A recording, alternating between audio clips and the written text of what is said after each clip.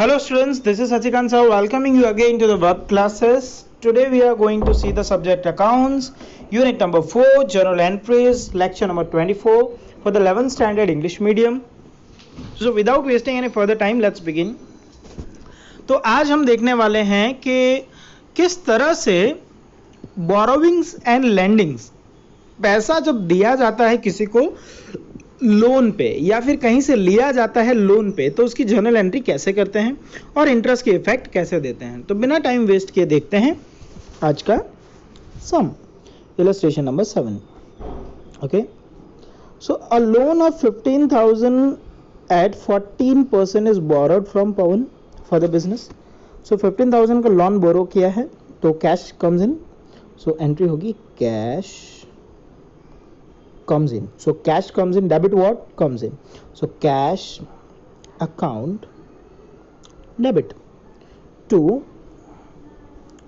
पवन से बोरो किया है to loan to 14% loan of Pawan account, loan of Pawan account, 15,000 and the 15,000. So let's see.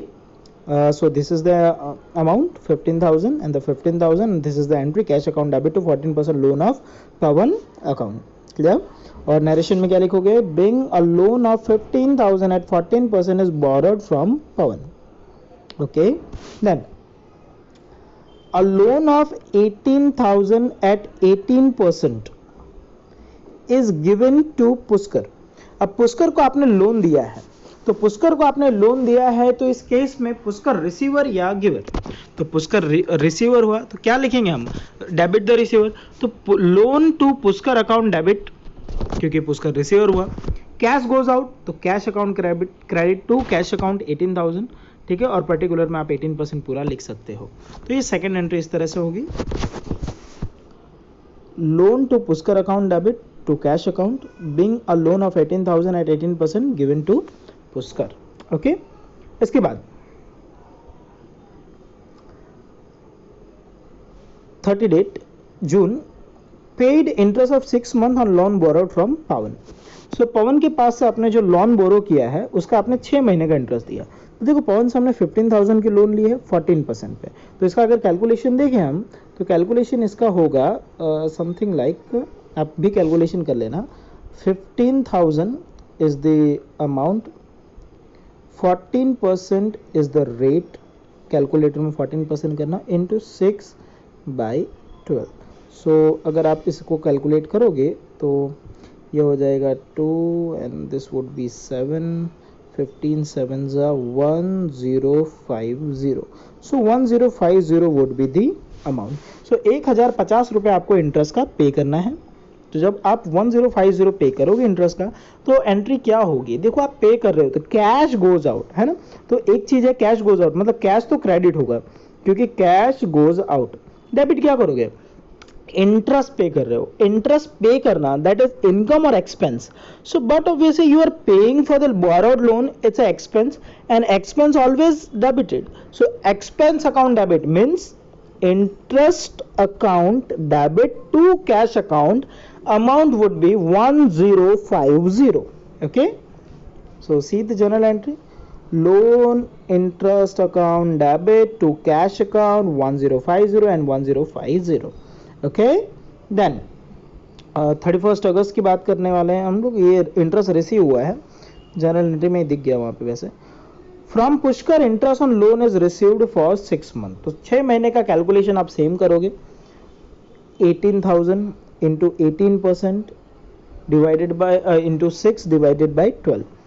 So receive हुआ तो cash comes इन, क्योंकि उसने पे किया हमें तो कैश मिला, तो cash account debit whatever the amount is to interest is income, तो इनकम क्रेडिट हो जाएगा to interest account, to interest account. Is that clear? So see the entry, cash account debit to loan on interest account. So hopefully you are getting my point. इस तरह का अगर समझ में आ गया हो तो एक्सरसाइज में एक कदम ना आप आगे बढ़ जाना। कभी कभी मैं होमवर्क ना दूं तो आप अपने इच्छा से एक्सरसाइज में एक कदम आगे चले जाओगे, मतलब एक क्वेश्चन आगे बढ़ जाओगे। Is that clear? नाउ देखते हैं difference between trade discount and cash discount. देखो ट्रेड डिस्काउंट और कैश डिस्काउंट दोनों ही कंसेप्ट हम चैप्टर नंबर 1 में ऑलरेडी पढ़ चुके हैं, ऑलरेडी सीख चुके हैं, लेकिन यहाँ थोड़ा डिटेल में देखना है, दोनों के बीच में डिफरेंसेस देखने हैं क्या है। तो देखो ट्रेड डिस्काउंट क्या होता है, तो नॉर्मली जो होलसेल ट्रेडर है या मैन्युफैक्चरर है, the manufacturer and the wholesale traders are giving trade discount to the retail traders, है ना, ताकि उनको कुछ प्रॉफिट भी हो सके, क्योंकि वो एमआरपी पे सेल करते हैं। जैसे कि मैं बताऊं कि नवनीत की अगर जो बुक है, हाँ, जो होमवर्क के लिए आप लेकर के आते हो, उसकी प्राइस है सिर्फ एन एग्जाम्पल 60 रुपीज़। अब रिटेल वेंडर जो है, जो बुक शॉप कीपर है, बुक शॉप वाला बंदा है, वो आपको 60 रुपये में दे रहा है, तो उसको क्या बेनिफिट, एमआरपी 60 है, तो बट अब वैसे वो थोड़े कम पैसे में लेकर के आया होगा, है ना, तो उसके बिल में जो डिस्काउंट मिला है उसे हम कहेंगे ट्रेड डिस्काउंट। ओके, तो ट्रेड डिस्काउंट जो है that is calculated on the total price और कैटलॉग प्राइस, ठीक है, क्लियर है। नाउ कैश डिस्काउंट क्यों दिया जाता है, तो कैश डिस्काउंट इसलिए दिया जाता है ताकि हम कस्टमर से जल्दी पैसा कलेक्ट करवा सकें।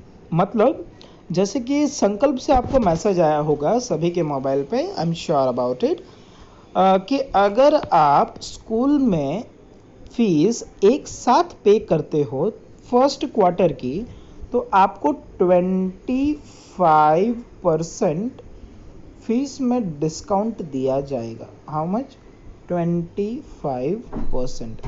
How much discount would be given, so 25% discount would be given.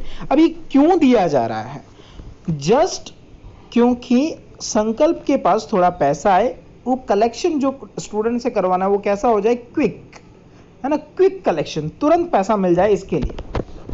अब दोनों के बीच के डिफरेंस को डिटेल में पढ़ते हैं। Trade discount is calculated on the total price और catalogue price, cash discount is calculated on the net of total price और एंड ट्रेड डिस्काउंट। मतलब ट्रेड डिस्काउंट माइनस करने के बाद जो प्राइस बचती है उस पर कैश डिस्काउंट अप्लाई किया जाता है। Is that clear? Trade discount is not recorded in the books, ये ध्यान रखना, ट्रेड डिस्काउंट की एंट्री नहीं होती। जैसे कि 10,000 का गुड्स है, आपको ट्रेड डिस्काउंट 1000 दिया गया, तो पड़ा कितना, 9000 में, तो एंट्री कितने से होगी, 9000 से होगी, क्योंकि ट्रेड डिस्काउंट बुक में रिकॉर्ड नहीं होता, बल्कि कैश डिस्काउंट बुक में रिकॉर्ड होता है, ठीक है। Trade discount is allowed because retailers sells product on total price so that they can generate certain profit after deduction of their expenses. To attract or cash discount, to attract the customer to pay the due in prescribed time, before that cash discount is allowed. At the time of preparation of invoice, trade discount is deducted, and at the time of preparation of invoice, cash discount is not deducted. ये कब deduct किया जाता है, जब payment मिले। Trade discount की बात करें तो some time customer get tempted to purchase in a big quantity, मतलब ट्रेड डिस्काउंट ज़्यादा लेने के चक्कर में वो लोग ज़्यादा खरीदते हैं, है ना, बहुत बड़े बड़े बल्क क्वांटिटी में परचेस करते हैं। और यहाँ पर क्या है, कैश डिस्काउंट लेने के चक्कर में कस्टमर जल्दी पैसा पे करता है, टाइम पे पैसा पे करता है या टाइम से पहले पे कर देता है। सो मेरे ख्याल से आपको समझ में आ गया है। देखो अगर आपको इतना समझ में आ गया है तो आज के लिए इतना ही, ठीक है।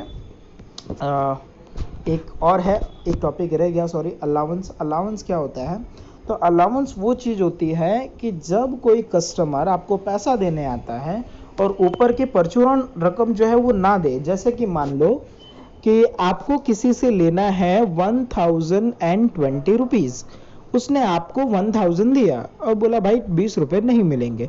जो 20 रुपये नहीं मिलेंगे इसका मतलब क्या हुआ, वो आप मांग नहीं सकते हो दोबारा उससे, वो उसने डिस्काउंट रख लिया है, कस्टमर है आपका। आपने कपड़े का, मान लो कि कपड़े लेने गए हो, जीन्स लेने गए हो, जीन्स की प्राइस है 2030 रुपीज़, तो 30 रुपीज़ कौन देता है ऊपर का, है? नॉर्मली आप बोलते हैं भैया इतना तो डिस्काउंट दो, वो भी शर्म के मारे बेचारा बोलता है अच्छा ठीक है ले जाओ। तो जब आप जबरदस्ती का डिस्काउंट लेते हो उसे कहते हैं अलाउंस। इसी तरह बिजनेसमैन जब जबरदस्ती पैसा देता है उसे कहते हैं अलाउंस, ठीक है। जैसे 515 बाकी है, 500 दिया, खत्म हो गई बात, 15 रुपये नहीं मिलेगा, है ना, तो वो हुआ अलाउंस। क्लियर है? तो आज के लिए इतना ही, bye bye, stay home and stay safe.